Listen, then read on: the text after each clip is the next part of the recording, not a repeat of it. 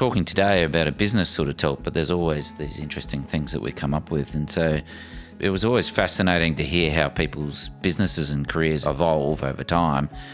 And it sort of, it always interests me, but how did your journeys lead you to Safecrete Technology, and what skills or interests help shape your path to that?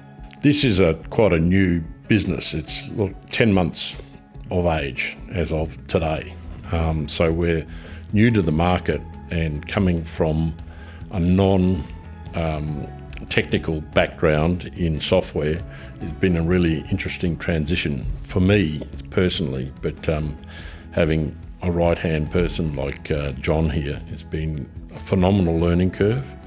I met Chris Evans, who was the founder of the business, about 2 years ago, and actually at the Brisbane Club here at a mining lunch.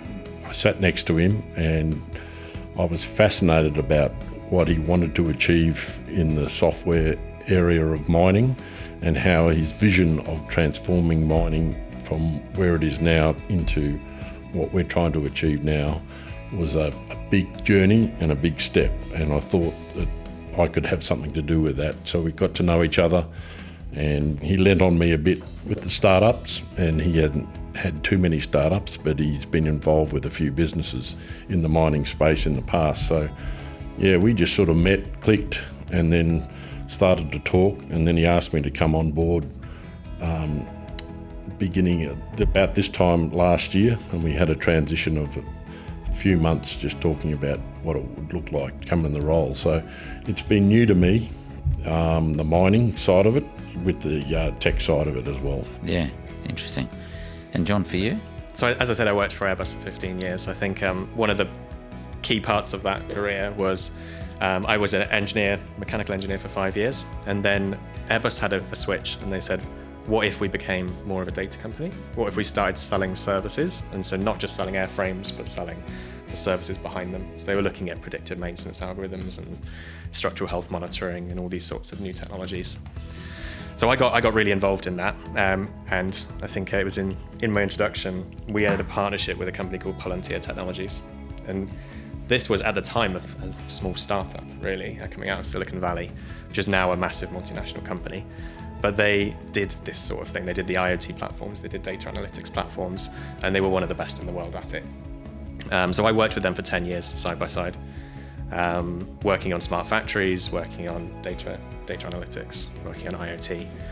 And that's really where I found my niche. It's where I started working with the UK government, building smart factories. And we were building smart factories for hydrogen aircraft and for the next generation of aircraft as well. And it was a really formative time in my career, because I changed completely from purely mechanical engineering to a blend of mechanical engineering plus this kind of software side.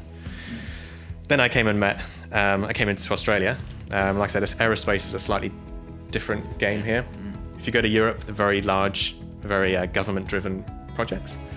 And here it was more of maintenance organizations, smaller organizations. And then I met Chris, who said, why don't you go and apply all that stuff you learned before and do it in the mining industry here? And that was too good an opportunity to say no to, really. I thought it used all the previous skills that I kind of made.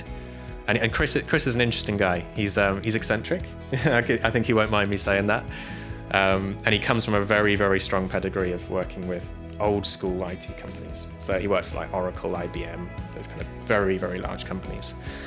And what I could bring to the party was I've worked with a very modern company, completely different kind of structure and a completely different technology. And I thought, let's go for it. Let's modernize and let's really bring some of that value to mining.